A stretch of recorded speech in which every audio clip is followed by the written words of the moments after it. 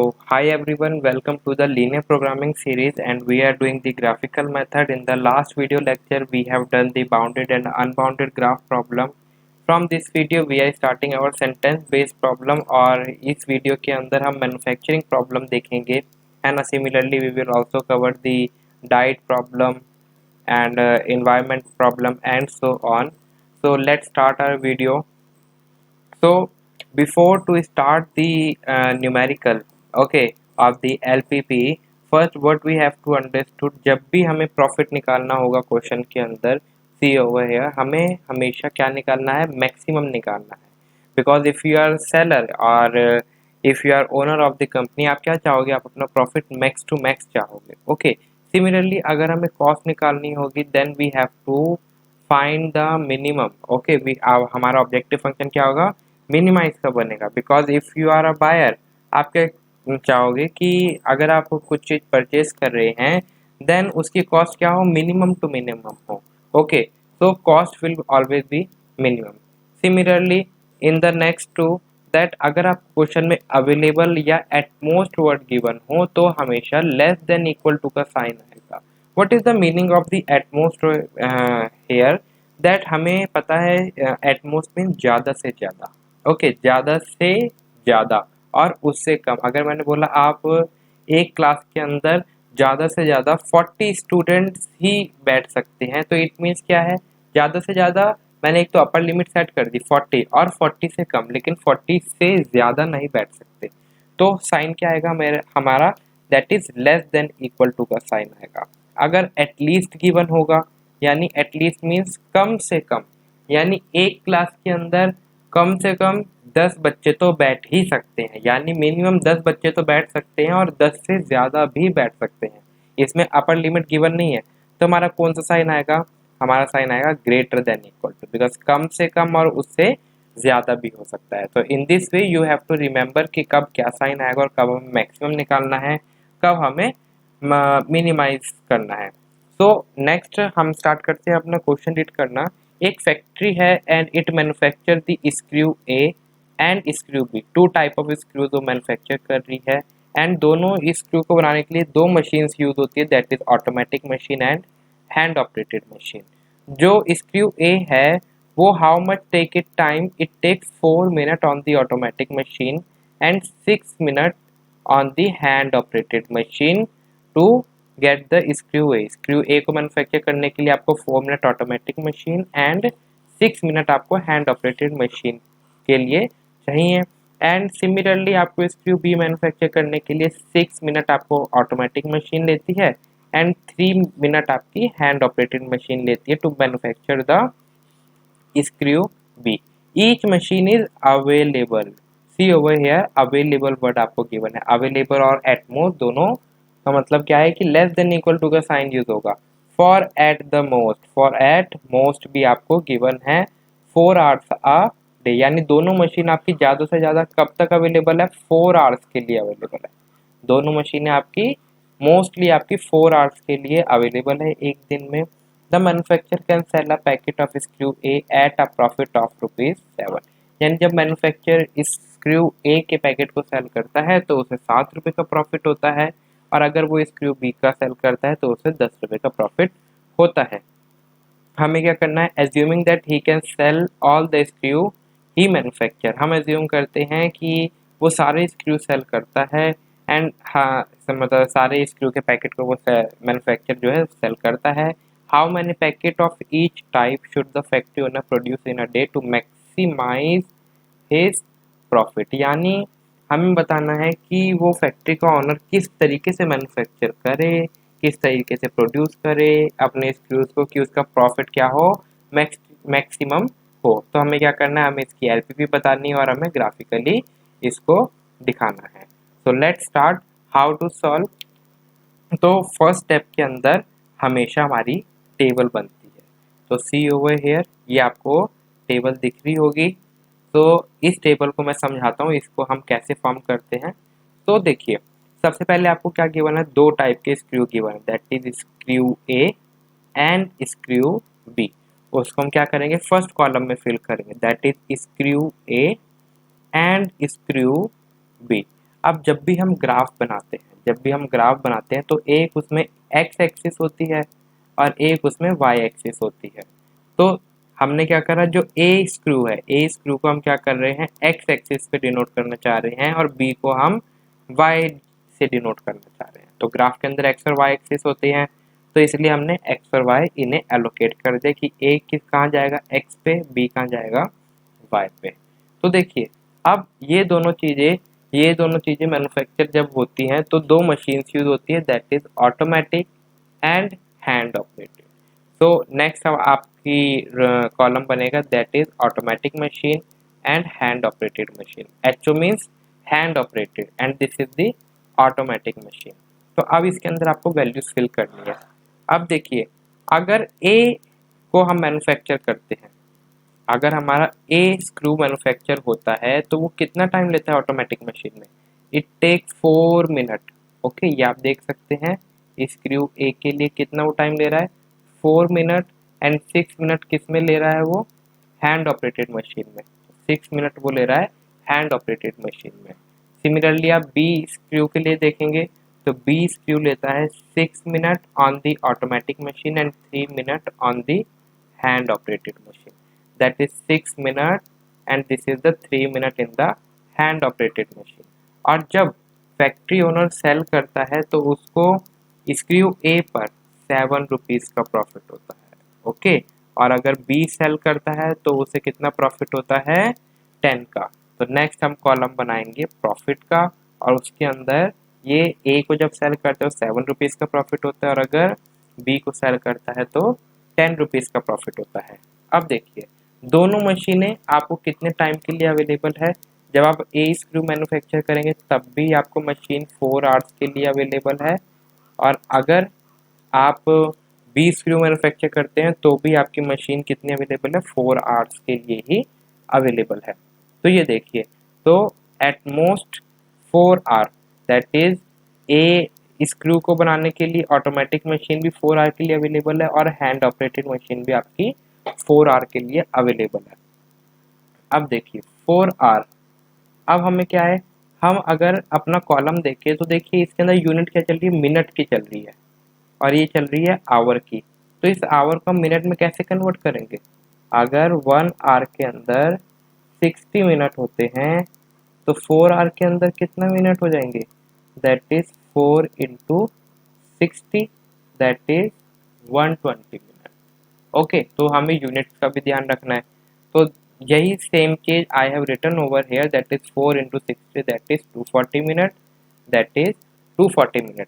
So in this way you will make your table. I hope ये आपको first step clear हो गया होगा। जब भी आपको क्वेश्चन मिलेगा तो आपको सबसे पहले टेबल क्रिएट करनी है। सो this is your first step.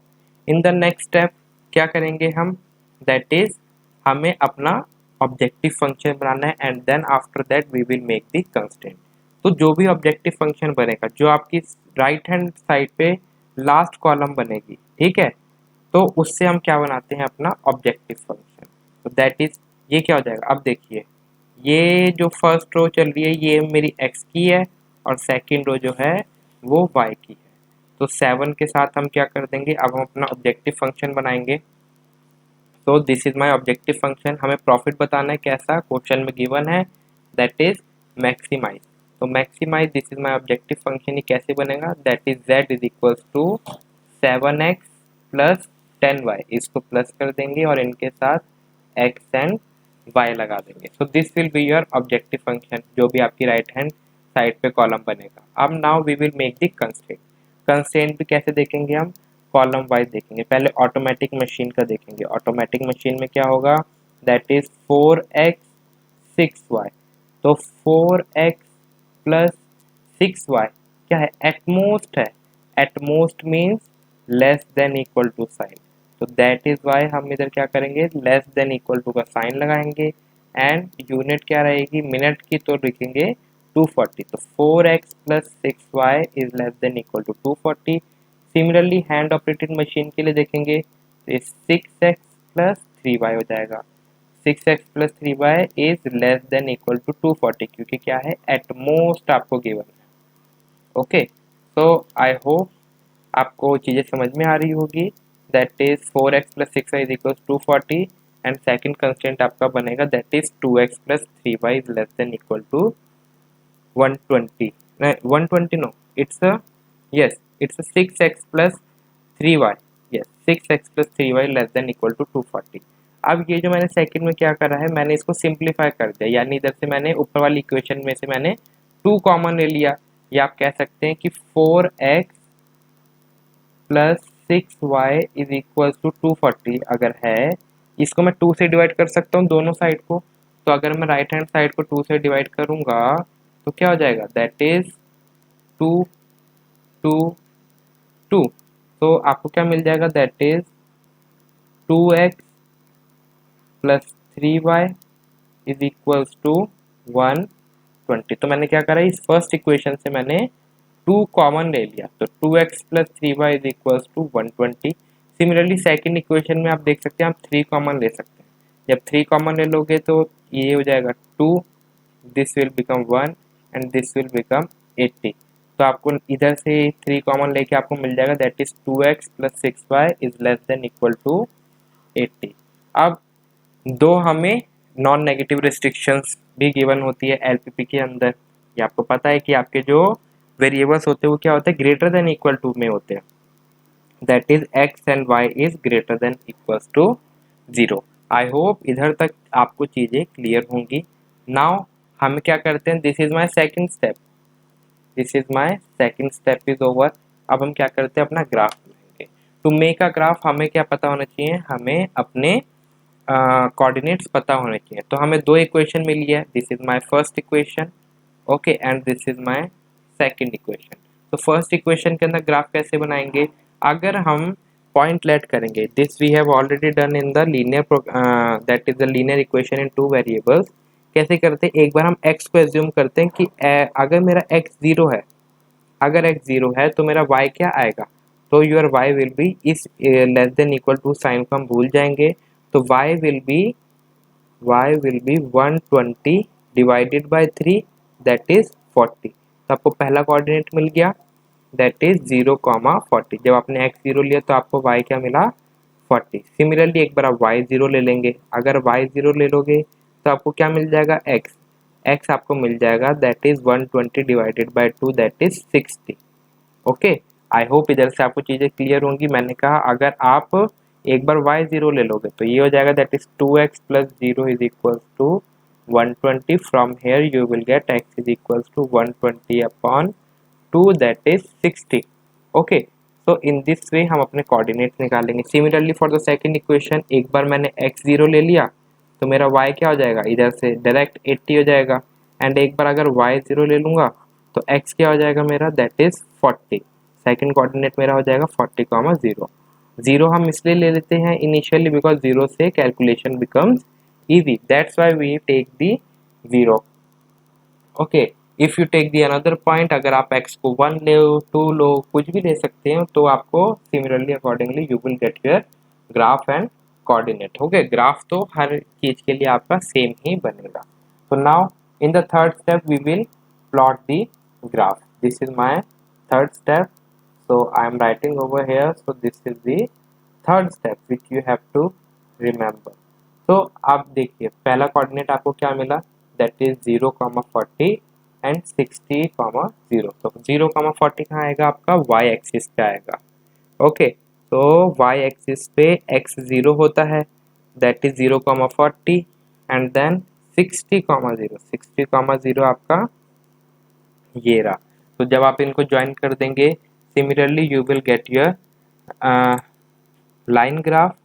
तो इस तरीके से आप इसको ज्वाइन कर देंगे। आई होप अगर आपने लास्ट वीडियो देखी है तो ये आपको ग्राफ बनाना इजीली आ गया होगा। Similarly for the second coordinate हमें पता होना चाहिए दैट इज 0,80। तो 0,80 आपका x एक्सिस पे आएगा एंड 40,0 आपका y एक्सिस पे आएगा। Similarly by joining this 2 point you will get your desire graph. Okay, I hope इस तरीके से आप इस ग्राफ को देख पा रहे होंगे, मैंने आपको कलर से भी शो कर दिया है। अब हमें देखना होता है which area will be shaded. तो हम टुवर्ड्स ओरिजिन देखते हैं। टुवर्ड्स ओरिजिन पे हमें पता है हमारा टुवर्ड्स ओरिजिन हम देखते हैं कहाँ पे, towards origin we see on the origin. Origin पे मेरे एक्स और वाई कोऑर्डिनेट क्या होते हैं, एक्स और वाई मेरे होते हैं 0। तो अगर आप फर्स्ट इक्वेशन के अंदर that is 2x plus 3y, I am written over here that is 2x plus 3y which is less than equal to 120। अगर आप इस इक्वेशन में x और y की वैल्यू 0 पुट करेंगे, ओके, तो आपको क्या मिलेगा, लेफ्ट हैंड साइड पे आपको मिलेगा 0। तो अब देखिए it is less than, is it less than equal to 120, क्या 0 जो है 120 से लेस देन है, यस। तो हमने इसकी लाइन आप देख सकते हैं, इस ग्राफ की लाइन आपको रेड कलर से शो हो रही है, तो टुवर्ड्स ओरिजिन आप एरो ड्रॉ करेंगे। Okay, similarly for the second equation we will see, आपको दिखता मिलता है that is 2x plus y is less than equal to 80। Towards origin अगर हम देखेंगे तो आपको x और y कोऑर्डिनेट को आप 0 पुट कीजिए, ठीक है, आपको मिल जाएगा 0। Is 0 less than equal to 80, क्या 0 80 से लेस देन इक्वल टू है, यस। तो ये आपका टुवर्ड्स ओरिजिन की तरफ आप क्या बनाएंगे, सेकेंड ग्राफ के एरो दिखा देंगे। अब आपको कॉमन एरिया शेड करना होता है, तो which one is the common area, I hope इधर से आप देख पा रहे होंगे, that is this part, this part is your common region जो कि आपका शेड हो रहा है दोनों ग्राफ की लाइंस के अंदर।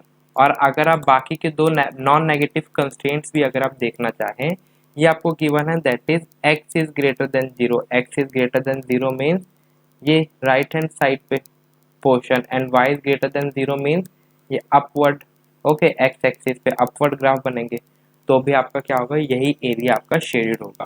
तो शेडेड एरिया OABC। अब हम क्या करते हैं, अपने इस शेडेड एरिया को हम नाम देते हैं to go towards the fourth step. तो देखिए this is my origin, origin को I am writing that is O, okay, this is my bounded graph. तो आपको पता होगा, तो हम ये लाइन लिखते हैं that is shaded area is the feasible which is bounded. Bounded यानी ये चारों तरफ से बाउंडेड है, we have the corner point, and feasible means कि हमें हमारा जो आंसर है वो इसी रीजन में लाई करता है। तो OBAC, this is my B point on the x axis, जो इंटरसेक्शन पॉइंट है वो हमें A मिलता है, एंड इस पॉइंट को हम क्या नाम देते हैं, C, जो कि हमारा Y एक्सिस पे है। तो इन 4 पॉइंट से हमारा जो ग्राफ है वो बाउंडेड है। Now we will proceed towards the fourth step. So this is my fourth step, okay, I hope इधर तक आपको चीज़ें क्लियर होंगी। कॉर्नर पॉइंट हमने लिख दिया दैट इज OABC। O का पॉइंट क्या है, ओरिजिन है, B आपका x एक्सिस पे लाई कर रहा है, वो आपका 40,0 है, C आपका y एक्सिस पे लाई कर रहा है दैट इज 0,40। जो A कोऑर्डिनेट है वो आपका कहाँ लाई कर रहा है, दोनों लाइन के इंटरसेक्शन पे लाई कर रहा है। ओके, तो A कोऑर्डिनेट हम कैसे निकालेंगे, तो A कोऑर्डिनेट आप इधर से देख सकते हैं, एक इक्वेशन थी लाइन की that is 2x plus 3y is equals to 120, और सेकंड इक्वेशन थी हमारी that is 2x plus y is equals to 80। इसको आप एलिमिनेशन मेथड से आप इजीली निकाल सकते हैं x और y की वैल्यू। जब आप दोनों को सब्ट्रैक्ट कर देंगे, your 2x will cancel out, 3y minus y will be 2y is equals to 120 minus 80 is 40। तो इधर से आपको y की वैल्यू मिल जाएगी दैट इज 20। आप इस y की वैल्यू को किसी भी एक इक्वेशन में आप पुट कर सकते हैं, from there you will get the value of x that is 30। तो आपको a कोऑर्डिनेट मिल जाएगा दैट इज 30,20। अब हमारा जो मैक्सिमम फंक्शन जो हमने ऑब्जेक्टिव फंक्शन बनाया था that is 7x plus 10y, इसके अंदर हम ये कोऑर्डिनेट्स की वैल्यू पुट करेंगे, तो 0 0 पे आपको क्या मिलेगी, 0 वैल्यू मिलेगी।